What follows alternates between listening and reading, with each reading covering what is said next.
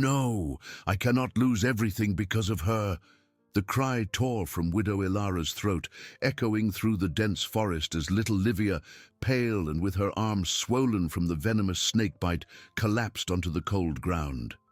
The child's despair mingled with the woman's dread, who saw her freedom and fortune threatened by that small life. In a shocking act of cruelty, Ilara turned her back, abandoning the girl to the mercy of death. But as darkness swallowed Livia's hope, a pair of gentle eyes watched from the shadows, and what the majestic stag was about to do would change the fate of that night forever. The darkness, which before seemed merely a shadow, now enveloped Livia like a heavy, cold shroud. The pain in her arm throbbed, a venomous flame spreading, stealing her strength. Her eyes, once full of fear, began to close, heavy as the air grew thick. She felt the damp ground beneath her tiny body, the cold earth that seemed to pull her into a dreamless sleep. "Mama," she whispered, her voice a nearly inaudible thread, seeking a comfort Ilara had never given her. The image of her stepmother's cold, indifferent face, turning her back, etched itself into her mind, a final flash of cruelty before consciousness slipped away. But fate had other plans. The majestic stag, with its brown coat and imposing antlers, was a true silent guardian. It approached Livia with reverent caution, its large dark eyes fixed on the small, inert figure. There was no fear in its gaze, only deep compassion. With a soft muzzle, it delicately touched the girl's pale face, a gesture that for an instant sparked a flicker of life within her. Livia trembled, a faint moan escaping her cracked lips. The stag, understanding the urgency, made a low sound, almost a lament, and then, with a determined movement, began to gently nudge the girl's shoulder, guiding her towards a dimly lit path. It was a silent invitation to hope. With each small push, Livia, in a superhuman effort, dragged herself a little further, propelled by a strength she didn't know she possessed. The stag guided her patiently, stopping and encouraging her with light touches. It knew she needed human help. Not far from there, Elias the woodcutter, with calloused hands and a gentle heart, was finishing his day. He carried a bundle of firewood, the sun already setting, painting the sky in shades of orange and purple. Elias respected nature. Suddenly, an unusual sound broke the silence. It was a soft bellow coming from the path. Curious, and with an intuition that rarely failed him, Elias dropped the firewood and followed the sound. His eyes widened at the sight, a small, almost unconscious girl being delicately nudged by a magnificent stag. The animal, noticing Elias, did not flee. On the contrary, it stopped and looked at the woodcutter, as if asking for help, its posture urgent. Elias rushed to Livia, kneeling down. Her swollen arm and deathly pallor left no doubt. "My God!" he exclaimed, his heart heavy. He carefully picked up the girl, feeling her feverish and fragile body. The stag, with a final look of relief and gratitude, turned and disappeared among the trees, leaving the echo of its kindness. Elias knew he had to act fast. With Livia in his arms, he began a desperate race out of the forest, each step propelled by the urgency of saving that innocent life. Far from there, Ilara felt a chill, but quickly suppressed it. The forest was vast and the night cold. No one would find the girl. Her fortune was safe. A cruel, almost imperceptible smile curved her lips as she imagined herself free of the burden. Elias ran, his heart beating like a frantic drum in his chest. Livia's weight in his arms was light, but the responsibility immense. He felt the girl's feverish warmth against him, and each step on the dark path was a challenge, a silent prayer to arrive in time. The image of the stag, with its pleading eyes, spurred him on. She was not just a child, but the hope and innocence that the forest, by a miracle, had entrusted to him. He murmured words of encouragement, though he knew she couldn't hear him. "Hold on, little one, we're almost there. You'll be all right, my angel. Finally, the first points of light from the small cedar village appeared. Elias, legs trembling with exhaustion, gathered his last strength and burst into the central clearing, where lanterns were already being lit. His cries for help echoed in the calm night. "Help! Please help this girl!" The door of the nearest house opened, revealing Clara, the village midwife and healer, a woman with white hair and a welcoming gaze. Seeing the scene, Elias panting, the girl pale and inert, Clara acted without hesitation. "Bring her inside, Elias, quickly!" Inside Clara's small and cozy home, Livia was gently laid down. The faint lamplight revealed the gravity. The girl's arm was swollen and purplish, her breathing shallow. Clara examined the wound with experienced eyes. "Snakebite. And by the swelling, it's venomous," she said, her voice grave. "We need to act fast. Elias, bring me hot water and a clean cloth. Someone needs to go fetch Dr. Matthias from the neighboring town. It's a long journey, but it's the only chance." Several neighbors, drawn by the cries, were already gathering at the door, their faces full of concern. A young man, Clara's son, promptly offered to undertake the arduous journey. Meanwhile, Ilara, already in her mansion, felt a strange relief mixed with a pang of guilt that she quickly stifled. The house seemed too silent, a silence she had longed for. Livia was a nuisance, a constant reminder of her deceased husband and the will that bound her. "It's for my own good," she repeated, trying to justify her cruelty. She poured herself a goblet of wine, her hands trembling slightly. The image of the stag, which she had briefly seen in the forest, lingered in her mind, an unsettling shadow. But she pushed it away. No one would ever know. The forest would keep her secret. She felt victorious, but a chill down her spine, not from the weather, persistently accompanied her. Back at Clara's house, the healer worked tirelessly. She applied herbal compresses to Livia's arm, praying in a low voice. The girl's fever rose, her tiny body trembled. Elias, exhausted, watched, hope and fear battling in his heart. He held Livia's free hand, a gesture of affection the girl had never received from Ilara. Livia's life hung by a thread, and the night would be long and uncertain. But for the first time in her short life, Livia was not alone. She was surrounded by a community that, without knowing her, already embraced her with compassion and determination. The miracle of the stag had planted the seed of hope, and now human warmth tried to nurture it. The night advanced, dense and silent in Clara's small house. The aroma of medicinal herbs mingled with the smell of smoke from the fireplace, creating an atmosphere of urgency and faith. Livia, wrapped in soft blankets, fought against the fever that consumed her. Her lips, once pale, were now purplish, and a cold sweat covered her forehead. Clara, with agile and experienced hands, changed the compresses, murmuring ancient prayers. Her eyes fixed on the girl with unwavering determination. Each touch was an endearment, each gesture a silent promise that she would not give up. The community, gathered around, waited with heavy hearts, taking turns to keep the fire lit and offer support. Elias, sitting beside the makeshift bed, couldn't tear his gaze from the small hand he held. He felt Livia's weak pulse, a constant reminder of life's fragility. The image of the stag, with its wise and pleading eyes, etched itself into his soul, a silent pact that he would do everything in his power to protect that child. The hours dragged on, heavy as lead, and with each labored breath from Livia, a shiver ran down Elias's spine. He didn't know her, but her innocence and the cruelty that had brought her to that state awakened a contained fury within him and an even greater desire for justice.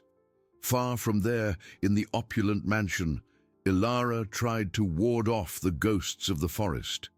The wine, which once promised oblivion, now seemed to sharpen the images. Livia's pallor, the swelling of her arm, and most disturbing, the gaze of the stag that had watched her. She closed her eyes tightly, trying to convince herself that she had done what was necessary to protect her fortune, to secure her freedom.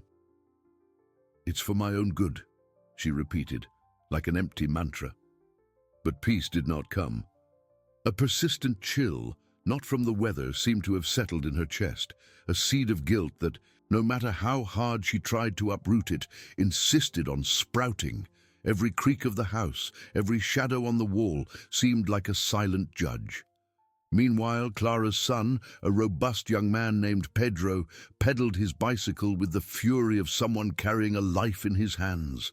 The dark and winding road seemed endless, but the image of the agonizing girl spurred him on. He arrived in the neighboring town in the early hours of the morning, exhausted but determined. He found Dr. Matthias, a middle-aged man with glasses perched on his nose and a tired demeanor, but who, upon hearing the story, did not hesitate. He prepared his bag and, without wasting time, accompanied Pedro back to Cedar Village, facing the darkness and fatigue. When they finally arrived at Clara's house, the sun was beginning to peek over the horizon, painting the sky in shades of pink and gold, like a new beginning. Dr. Matthias, with his calm and professional voice, carefully examined Livia. Her fever was high, the venom spreading, but the girl was still breathing, a faint thread of life. "It's serious, very serious," he said with a heavy sigh, his eyes meeting Clara's in recognition of the case's gravity. "But she is strong, and Clara did an excellent job with the herbs. That kept her alive." He administered a serum, a liquid hope that flowed into the girl's tiny veins. The community watched in reverent silence, each holding their breath, their hearts beating in unison. Gradually, Livia's breathing seemed less shallow, an almost imperceptible sign, and the fever, though still present, slightly decreased, yielding a little to the treatment. The danger had not passed. The battle was far from won, but the seed of hope, watered by so much love and dedication, began to blossom, bringing palpable relief to the atmosphere.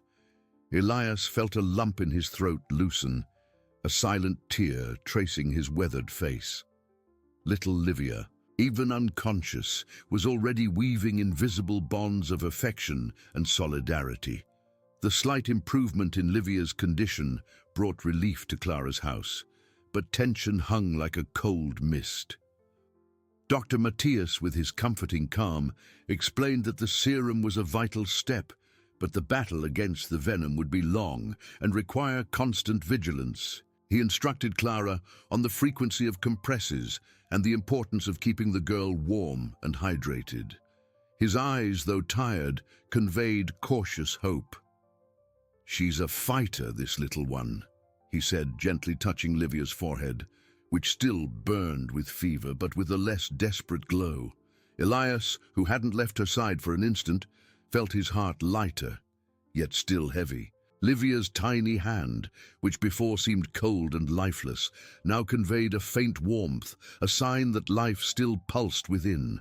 He caressed the back of her hand with his thumb, a gesture of paternal affection that bloomed spontaneously.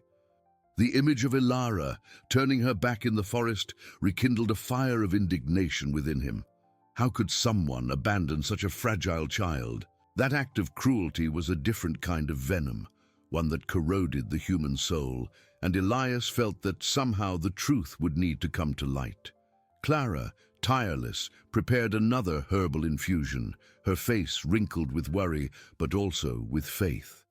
"Nature gives us the remedy, and faith gives us strength," she murmured, stirring the contents of a small cauldron over the fire. The community of Cedar Village, taking turns in respectful silence, brought food, blankets, and words of encouragement.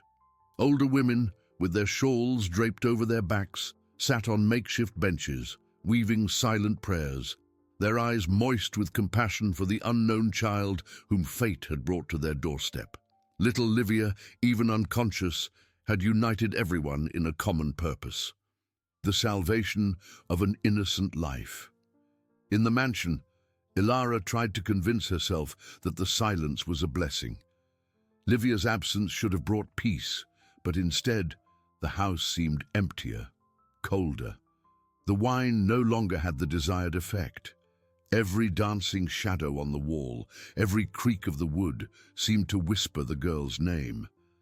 She found herself looking out the window, into the darkness of the forest, wondering what might have happened.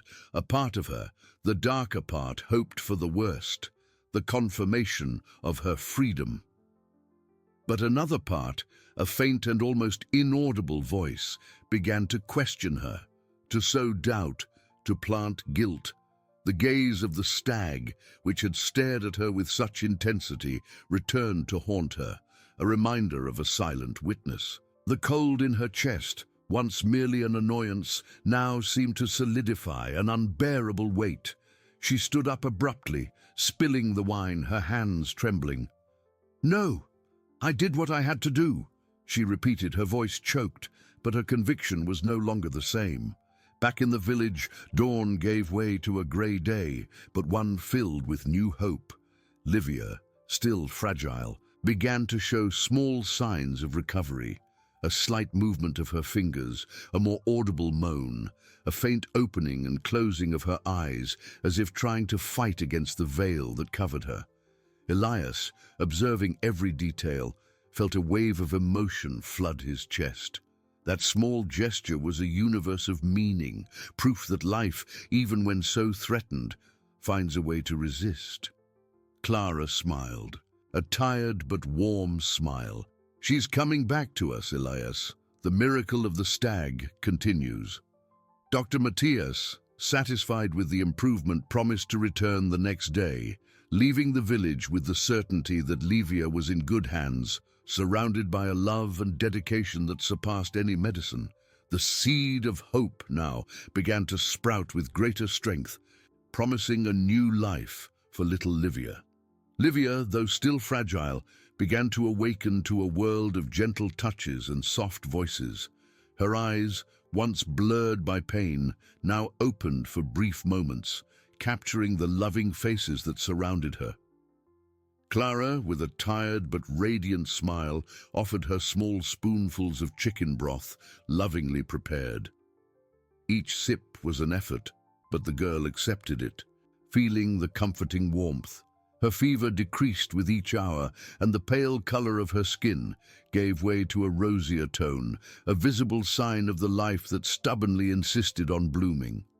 The village celebrated each small progress, with neighbors bringing flowers and simple toys, placing them beside the bed as offerings of hope. Elias, an unwavering pillar of support, watched Livia with a tenderness that surprised him.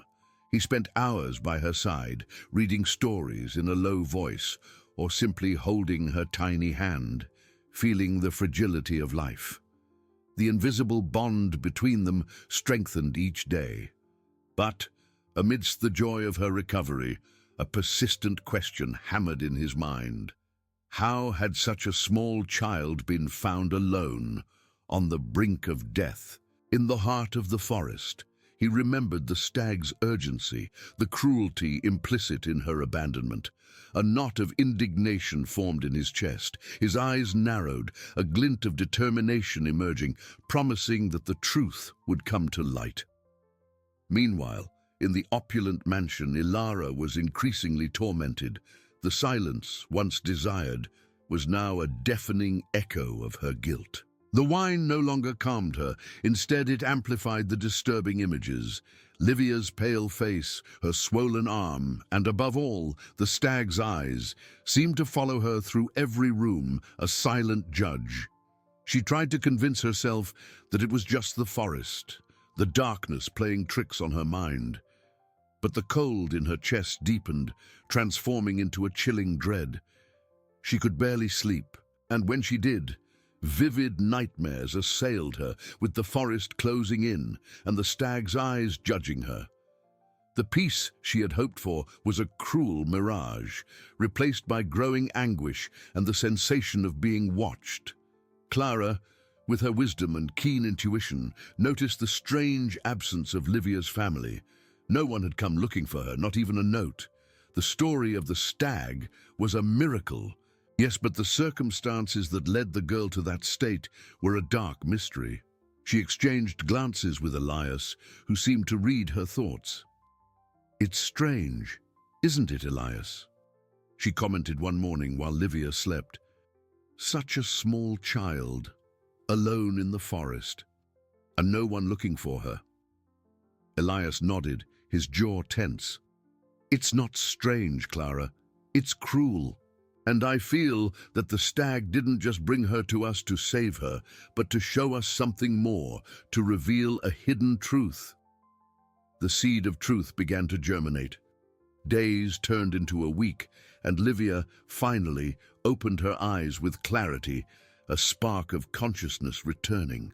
For the first time, she saw Elias and Clara not as blurry figures, but as gentle, smiling faces, full of love and care. A faint smile curved her parched lips. "Elias," she murmured, her voice still weak, a mere whisper of gratitude. Elias felt a lump in his throat, his eyes moist with emotion. "Yes, little one, I am here, always." He squeezed her hand tenderly, a gesture of silent promise. Livia looked at him, then at Clara, and a glimmer of recognition and security filled her childlike eyes. She was safe, loved, and for the first time, not alone. The human connection, the altruism, and the justice that was approaching promised to heal the deepest wounds of her soul. Livia's journey was just beginning. Livia's journey was just beginning. In the following days, Clara's house blossomed into a refuge of love and patience. Livia, with curious eyes, explored the world, fragile but resilient. Elias, with a deep, calm voice, read stories of the forest. Livia, nestled, listened attentively, a faint smile on her face. Clara sang songs and prepared teas that healed body and soul. The girl, who had barely whispered, now babbled words, and each "thank you" was a balm.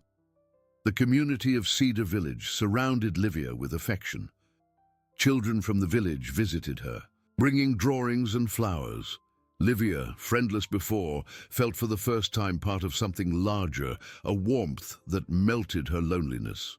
Elias, watching her play with a rag doll, felt his chest warmed by an unknown joy. He knew the girl carried scars, but the hope for a full life was a flame that refused to be extinguished.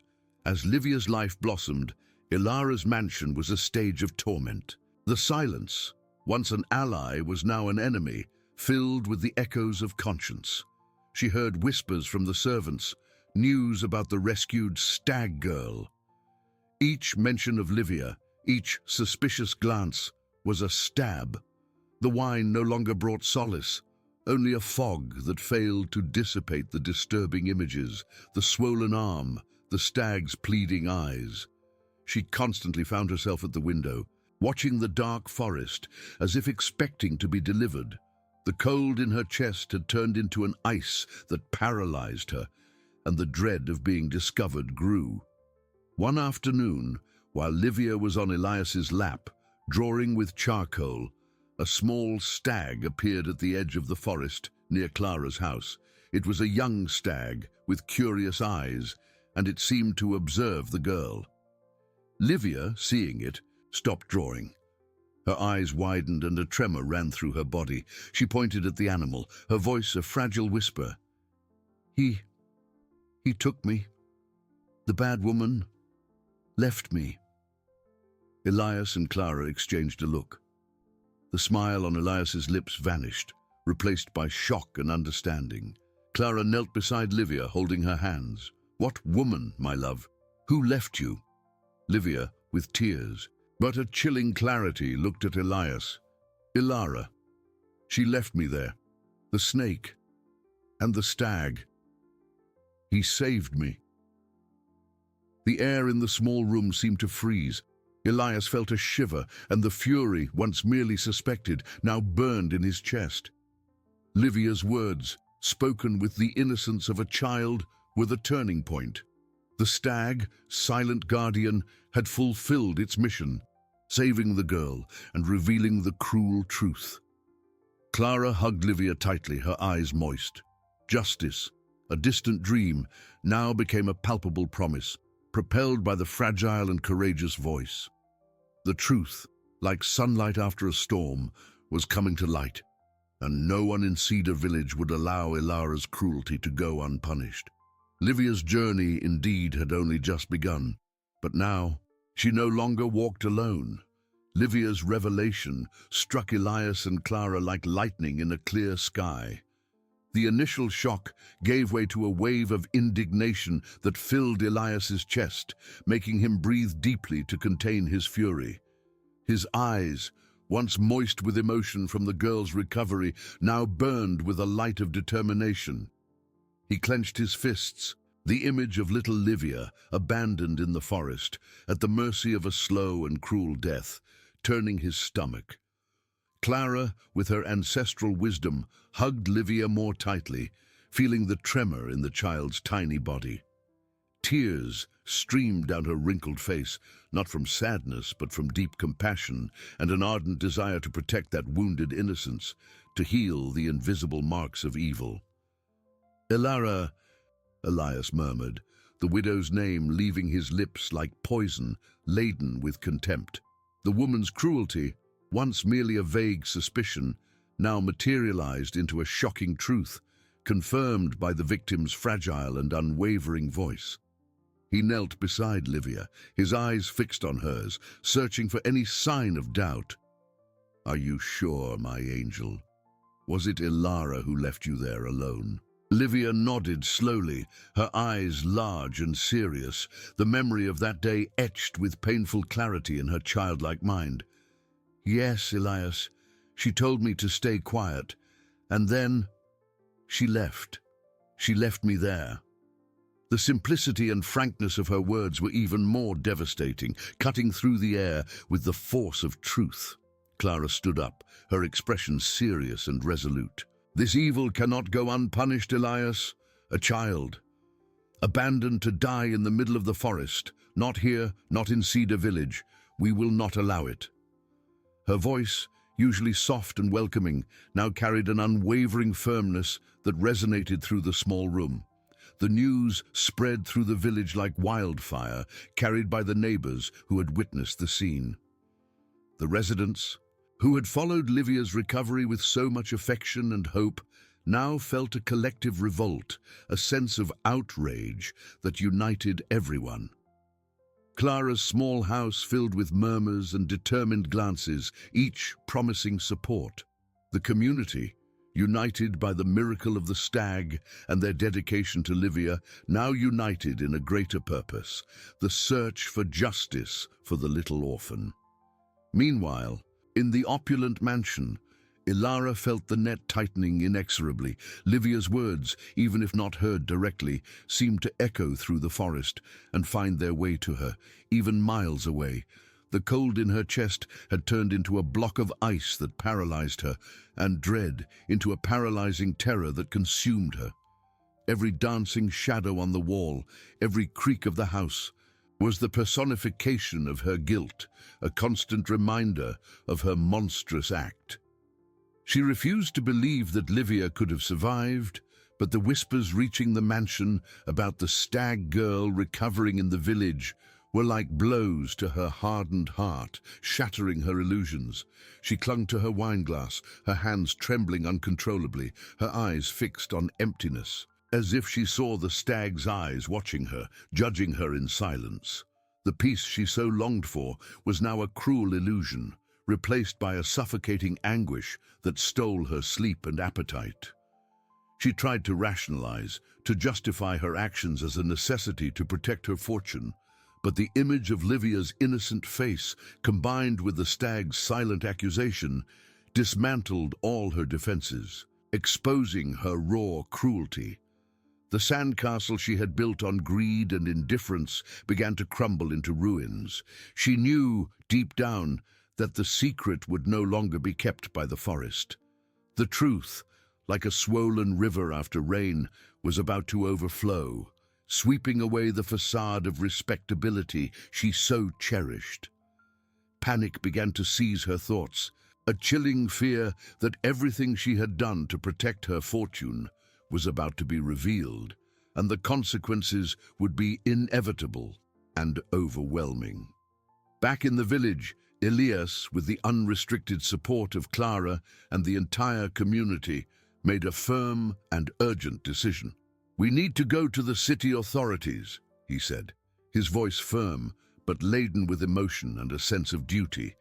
"Livia deserves to have her voice heard and for justice to be done. Ilara needs to answer for her inhumane acts." Justice, once a distant and sometimes unattainable concept, was now a clear path, illuminated by the courage of a child and the unconditional love of a community. Livia's journey, from helpless victim to courageous witness, was about to change the fate of many, and the seed of hope planted by the stag would blossom into a new tomorrow. Elias, his heart heavy with indignation but firm in his resolve, prepared for the journey. The decision to go to the authorities was not easy, for it meant confronting a powerful figure like Ilara, someone accustomed to imposing her will. But the image of Livia's pale face in the forest, the fragility of her small body on the brink of death, propelled him with unwavering strength. Clara, with her wrinkled hand full of wisdom, touched his arm. Her eyes, which had witnessed so much pain and joy over the years, conveyed a silent strength, an unwavering faith in divine and human justice. "Go with God, my son. The truth always finds its way, no matter how obscure the path." Livia, sitting on Clara's lap, nestled in her protective embrace, watched Elias with her large brown eyes, a mixture of childlike curiosity and a newfound trust that bound her to those who had saved her. She didn't fully understand the gravity of what was about to happen, but she felt the seriousness in the air, the determination in Elias's gestures and gaze. He knelt, holding her tiny hands with tenderness, feeling the fragile pulse of life. "Don't worry, little one. Everything will be all right, I promise." A gentle smile, laden with a solemn and unbreakable promise, curved his lips. Livia returned the smile, a fragile gesture that warmed Elias's heart, confirming that his fight was worthwhile. The news of Elias's imminent departure spread quickly through Cedar Village. Some neighbors, moved by the same sense of justice and solidarity that united everyone, offered to accompany him, to lend weight and credibility to the testimony that would be taken to the city. Among them, Pedro, the robust and kind-hearted young man who had tirelessly pedaled in search of the doctor, insisted on going. "I can't stand by Elias. Livia is like a sister to me now, and the injustice against her is an injustice against all of us." His voice was an echo of the collective determination that united the community. Together, they set off at dawn, the sun rising and painting the sky in shades of orange and pink, a poetic contrast to the seriousness and gravity of their mission. The dirt road, once merely a path for daily work, was now a thoroughfare for truth, paved by hope and courage. In the opulent mansion, Ilara was on the verge of a nervous collapse. Panic, once a distant whisper, now screamed in her mind, an incessant chorus of accusations. She hadn't slept in days, and deep dark circles marked her face, once so impeccable and serene. Every creak of the house, every leaf that fell outside, seemed like a herald of impending doom. The servants, once discreet and subservient, now watched her with glances she interpreted as judgment, as if they knew her terrible secret.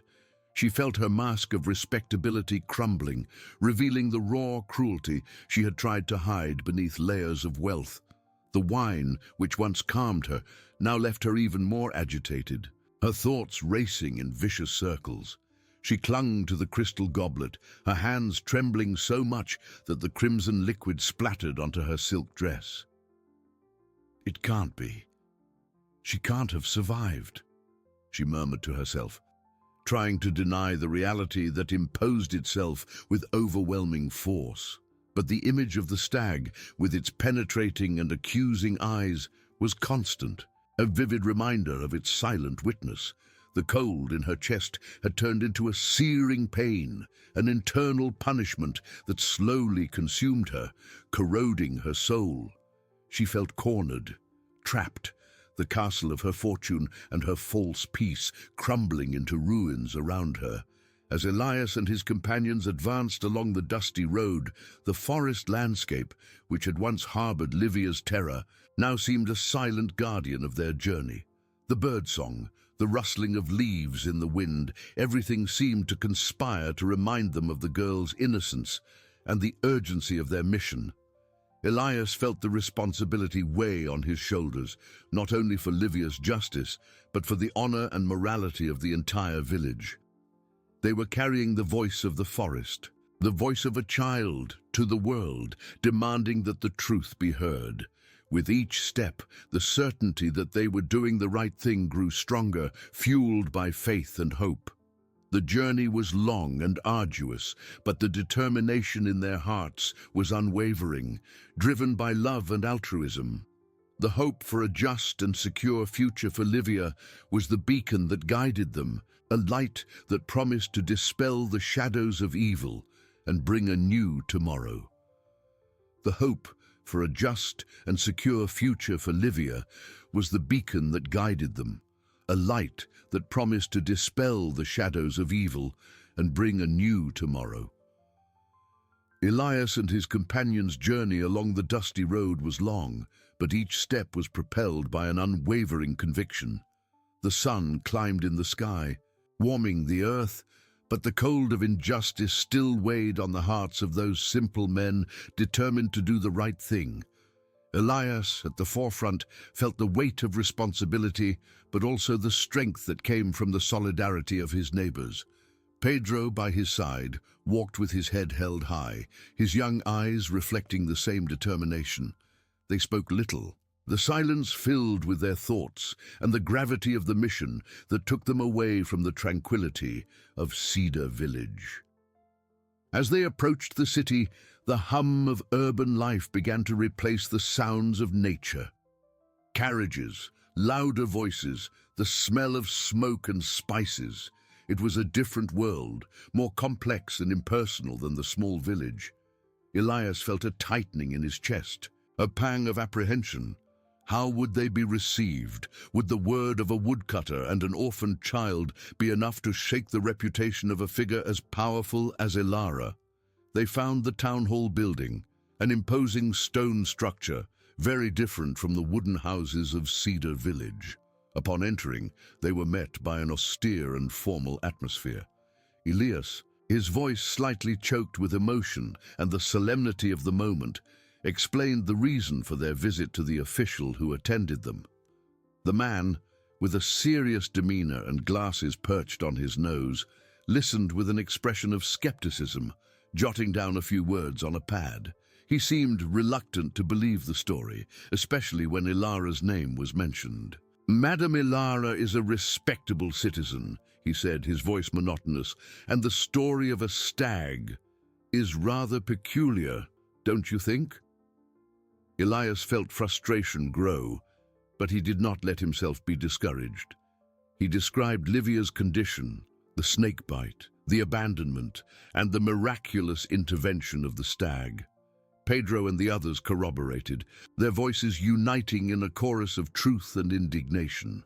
The official, though still skeptical, perceived the seriousness and unity of those men.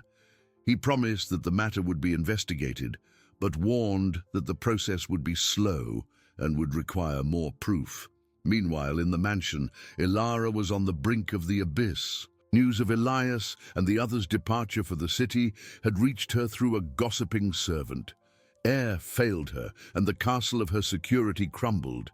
She clutched a silk handkerchief, her hands trembling, her face pale and marked by sleepless nights. "No, it can't be," she whispered, her voice hoarse. The image of the stag, which had tormented her in her nightmares, now seemed to materialize in every shadow, in every dark corner of the mansion. She felt her life was about to be unveiled, and the dread of being exposed, of losing everything she had gained with such greed, was an unbearable torment. Justice, once a distant concept for her, now knocked at her door, merciless and inevitable. Ilara felt the knock of justice, not as a distant sound, but as a chilling vibration that coursed through every fiber of her being. The mansion, once her refuge of opulence, transformed into a prison of suffocating anxiety. She paced back and forth in the living room, her steps echoing in the heavy silence, every creak of the floorboards seeming like a warning. Her eyes, once haughty and calculating, were now pools of dread, searching for an escape, a denial for the truth that refused to be buried. Empty wine glasses accumulated on the table, silent witnesses to her sleepless nights, where vivid nightmares assailed her with the image of the stag and Livia's pleading eyes. She tried to convince herself that the word of a woodcutter and a child would not be enough to shake her reputation, her fortune, her position in society. But the image of the stag, with its wise and accusing eyes, was an indelible stamp on her mind. And Livia's fragile voice, even if not heard directly, resonated in her ears, a silent cry of condemnation. The fear of losing everything, of being unmasked before the world she so cherished, was a slow poison that consumed her, corroding her peace and discernment. Meanwhile, in the city, Elias and his companions waited, their patience tested, but their determination unwavering. The town hall official, Mr. Almeida, a middle-aged man with a rigid posture and a demeanor that rarely changed, had promised to analyze the case with due attention. Days dragged on in agonizing wait. Elias felt the urgency of his purpose, the need to protect Livia, to ensure that Ilara's evil would not prevail.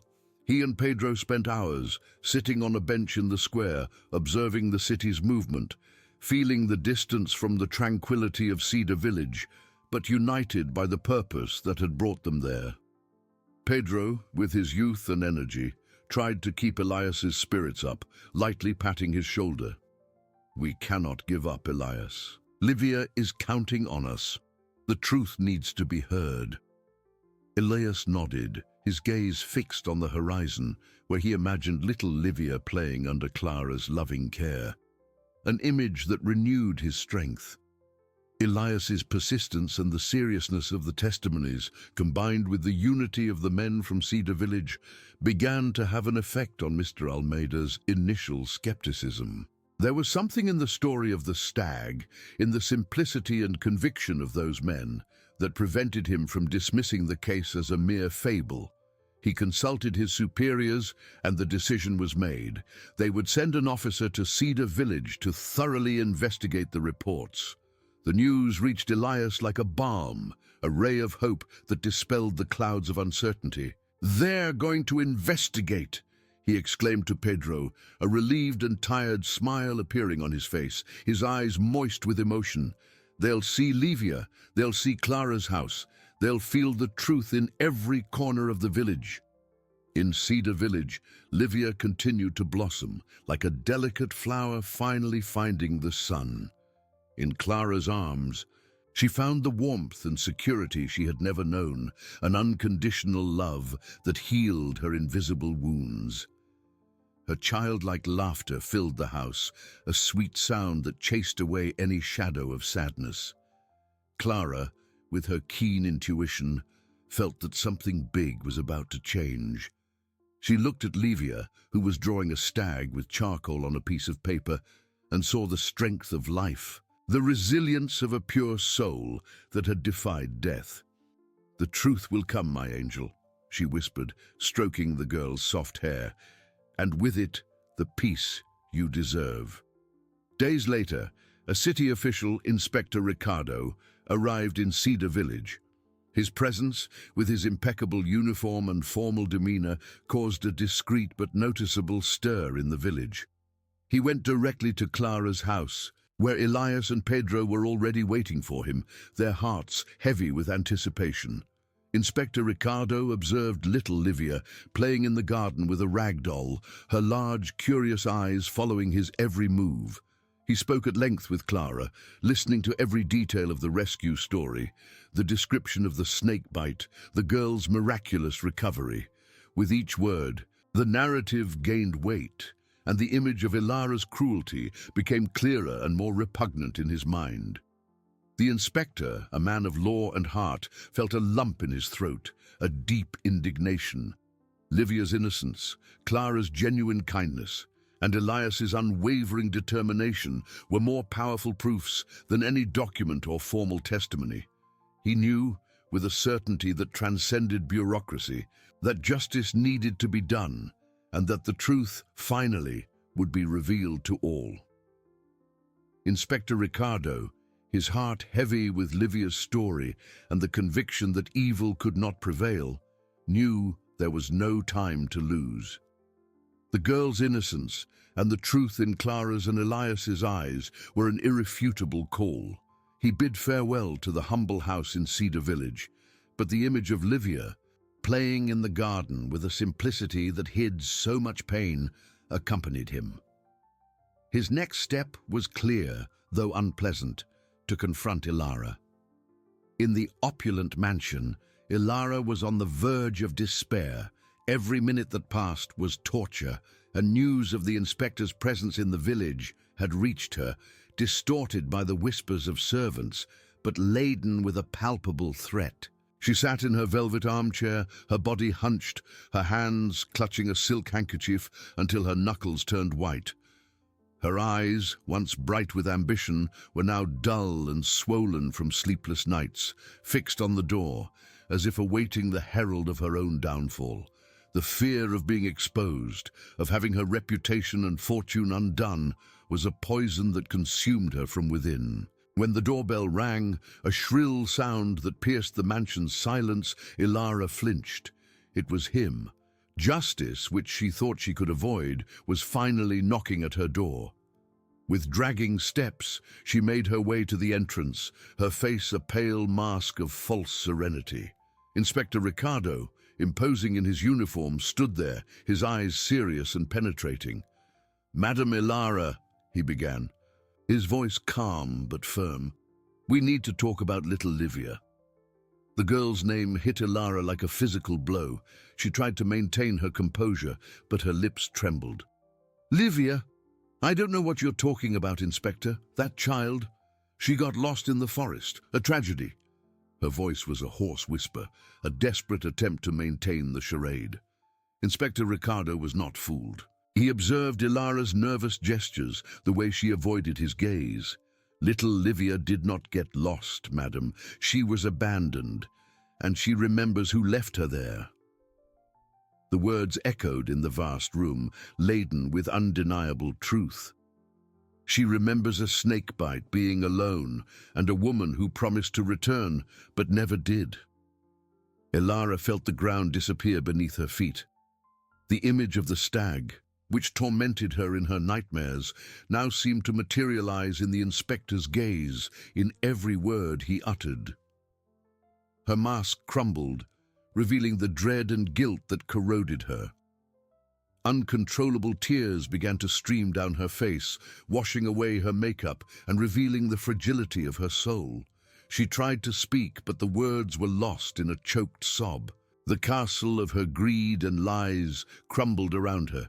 Inspector Ricardo observed the woman before him, not with pleasure, but with a deep sadness for human cruelty.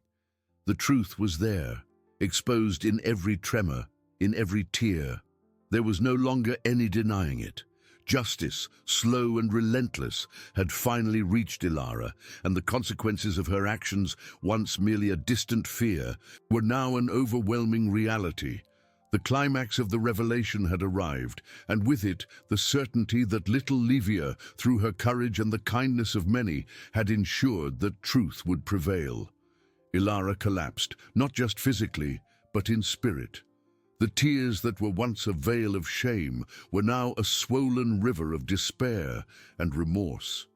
Her knees gave way, and she fell to the cold marble floor of the entrance.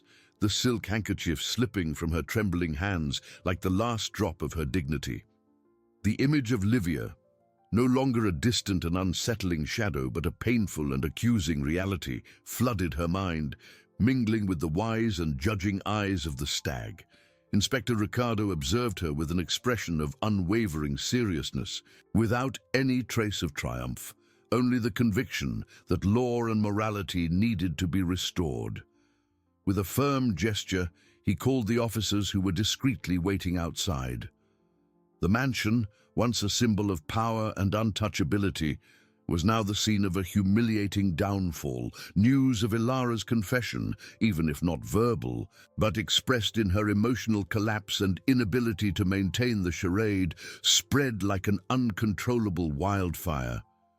Her servants, silent witnesses to her veiled cruelty and insatiable greed, now saw her stripped of her arrogance, reduced to a pathetic and guilty figure.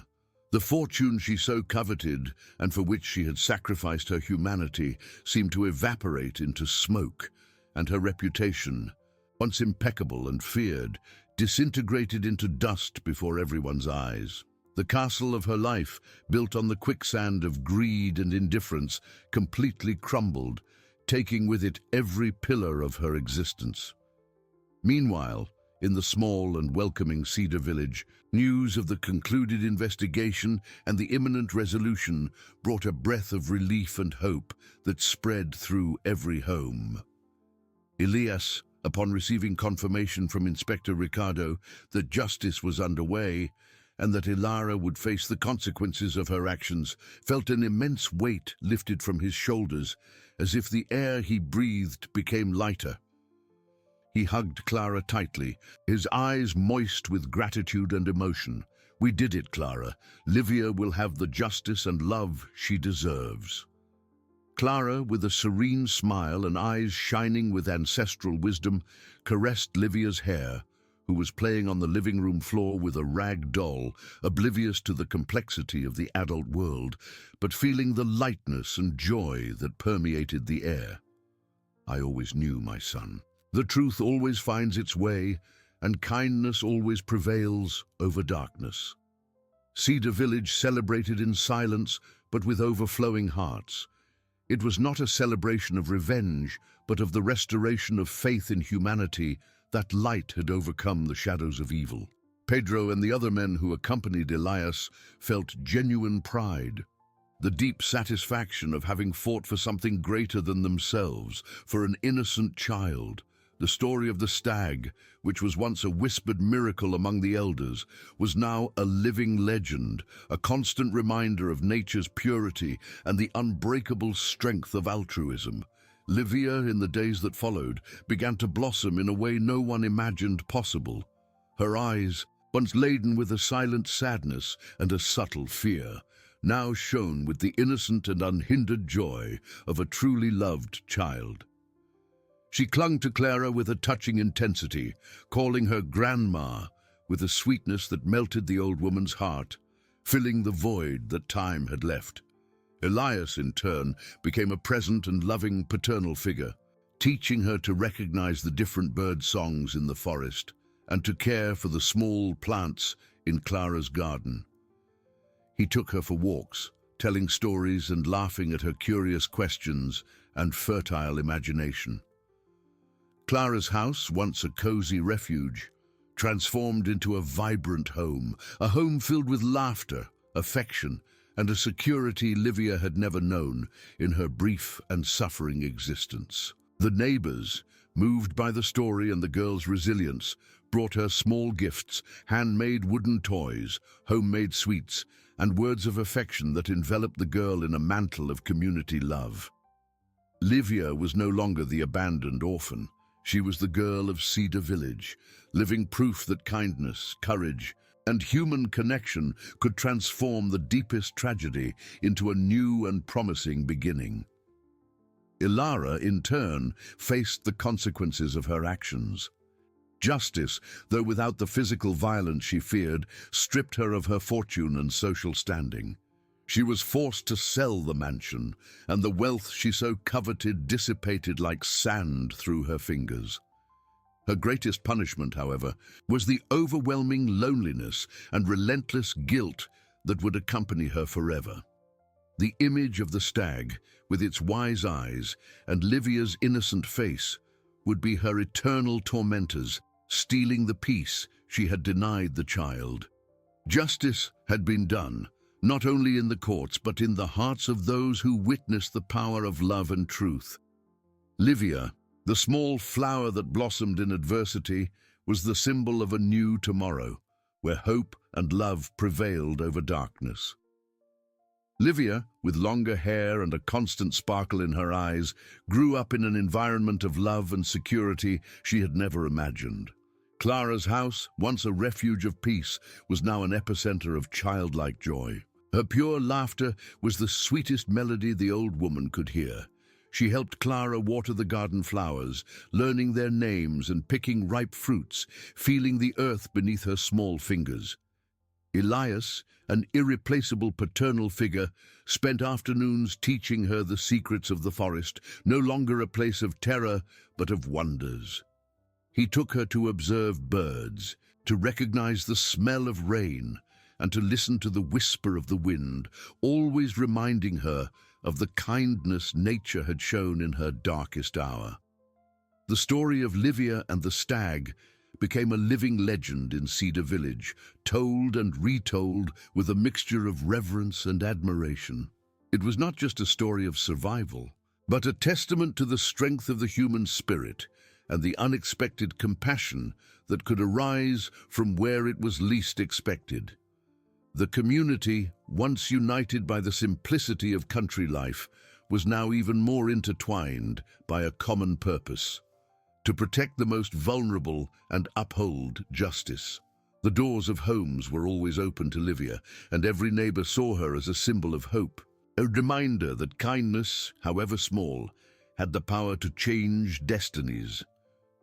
Ilara, in self-imposed isolation, lived in a prison of guilt and remorse. The mansion, sold for a paltry sum, was no longer hers. She moved to a small house on the outskirts, where opulence had been replaced by solitude. Her days were filled with silence, broken by the echoes of her own thoughts. The image of the stag, with its wise and accusing eyes, and Livia's innocent face, were ghosts that incessantly haunted her, stealing her sleep and peace. The coveted fortune brought her no happiness, only an emptiness and a heavy conscience that would never abandon her. She had lost everything: reputation, wealth, and her humanity. For her, justice was not imprisonment, but a condemnation to introspection and eternal regret. Livia, oblivious to the misery of the woman who abandoned her, continued to blossom. In her drawings, the stag always appeared majestic and protective, a silent guardian of her soul. She grew strong, gentle, and full of precocious wisdom, a reflection of the love that surrounded her. Little Livia, who was once a nuisance, became the light of Cedar Village, a beacon of hope that illuminated the way. Her story was a reminder that even in the greatest adversities, compassion, justice, and human connection transform darkness into a new and bright dawn. The love of a family, even if not by blood, and the solidarity of the community were the greatest wealth, a treasure. Thus, life in Cedar Village continued, a vibrant testament that hope, nourished by kindness, is eternal. Years passed, and little Livia was no longer the fragile girl rescued from the forest. She had become a vibrant young woman, her eyes still holding the depth of her experiences, but now shining with contagious joy and an insatiable curiosity for the world. Her hair, once short and tangled, fell in brown waves over her shoulders, and her laughter, a melodious sound, filled Clara's house with unparalleled sweetness, chasing away any trace of sadness. Each day, Livia delved deeper into the love that surrounded her, a love that nourished and strengthened her. Clara, now with a face marked by more wrinkles of wisdom and affection, was her grandmother in every sense, and the bond between them was an invisible, yet unbreakable, thread of mutual affection. Clara's hands, once strong in daily toil, were now gentler as she caressed her granddaughter's hair. But the hug she gave Livia continued to be the girl's safe harbor, a refuge of peace and security. Elias, the woodcutter with a noble heart, had become the father Livia had never known, teaching her with patience and dedication. He taught her to read the stars on clear Cedar Village nights, to identify animal tracks in the damp forest earth, and to plant seeds that transformed into life in the small garden.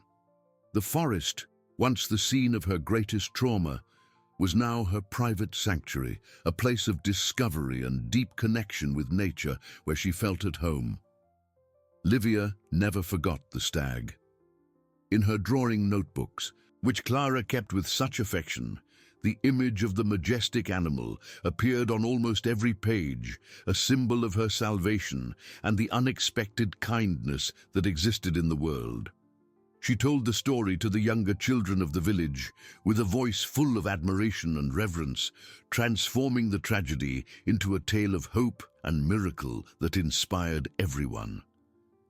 Cedar Village, in turn, flourished alongside Livia.